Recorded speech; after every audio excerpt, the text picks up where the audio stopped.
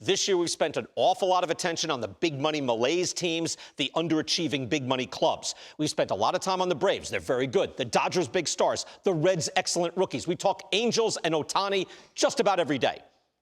You know who we never talk about? A club that is in position to win its third division title in the last 5 full seasons. The Milwaukee Brewers. The Brewers aren't big money like the Yankees, but they're not on a tiny budget like the Rays. They're somewhere in the middle, but they are highly competent and once again headed to the playoffs.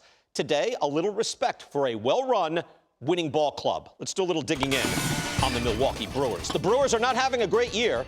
They're only plus 24 in run differential, and yet they've spent most of the season in first place. While the young Reds and the rebuilt Cubs have made strides, it's still the little old Brewers in first with a game-and-a-half lead. It's dwindled. If they hold on to win, though, again, it'll be 3 division titles in the last 5 full seasons. I know what you're saying, though. You're saying, well, of course they can win the NL Central. Anyone can do that. Okay, it's not a strong division, but here are those 5 years. Look at the records here. 96 wins, 89 wins, 95, 86 last year, where they missed the playoffs. They are on pace to win 90 this year. And they do it on a fairly tight budget. Again, they're not down around the Rays and the Guardians way down, but out of 30 clubs, they are 20th in opening day payroll. That's low. Here are the payrolls and the rankings for the NL Central. Now, the Cubs, you can see, they're at $184 million. They're 11th. Cardinals, with all their superior drafting and development, more than $50 million more to spend. That makes a big difference. There they are, the Brewers at $118.7 million, 20th in all of baseball. The Reds and the Pirates, they're rebuilding.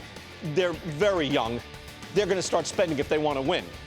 Now, remember, in 2016 and 2017, at the end of the Ryan Braun era, the Brewers were actually last in payroll, 30th. So now they're up to 20th, 118.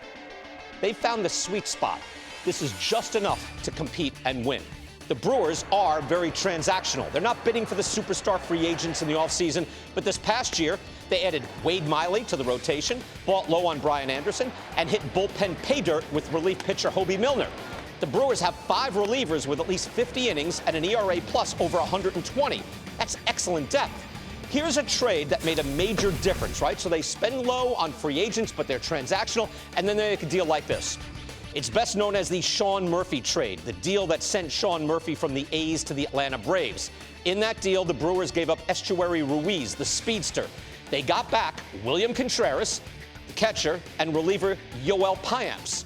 Contreras is a 25-year-old catcher. He has a 121 weighted runs created plus and a WAR of 3 already. Payamps has a 2.47 ERA, and he works the 8th inning. Those are 2 high-level players. The Brewers also added at the trade deadline, dealing for Mark Canha of the Mets and Carlos Santana of the Pirates. Canha especially has been a big boost. He has a 393 on base since the trade. And that is vitally important for this very disappointing offense, I'm going to be honest. Before Canha came aboard, Milwaukee had 2 position players hitting above league average. 2, Contreras and Christian Yelich. That's it. It's remarkable they've been able to stay in first place. So, how do they do it? What do they do well? Well, they pitch and they field. I mentioned the bullpen already, but here's the starting rotation and their stats. It's very impressive. Corbin Burns had a bad start, still has a 3.63 ERA and 171 innings already. Freddie Peralta is good. Wayne Miley has been a find, a 3.33 ERA. And Brandon Woodruff, one of the better pitchers in baseball, he missed 4 months with a shoulder injury. He's back, pitching very well, a 2.30 right now. This rotation has just started to come into form, and it's a rotation that is still in the top 10. Check out the team stats. I love looking at the team dashboard, right? Let's put everything together. First of all, they don't hit. They're tied with the A's for 24th in weighted runs created plus, 24th out of 30. But between the rotation and the deep bullpen, they're 3rd in park-adjusted ERA.